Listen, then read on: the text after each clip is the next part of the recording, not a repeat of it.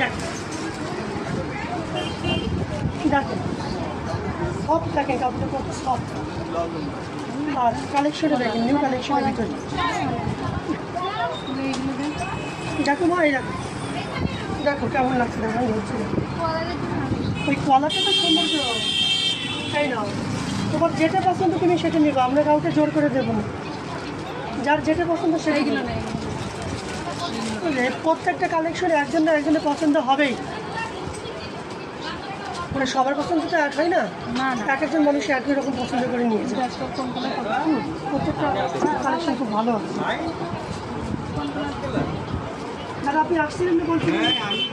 দাদা এসে হ্যাঁ দাদা আসছিলেন, আমি বললাম দাদা অগণিত টপ আছে, টপের শেষ নাই।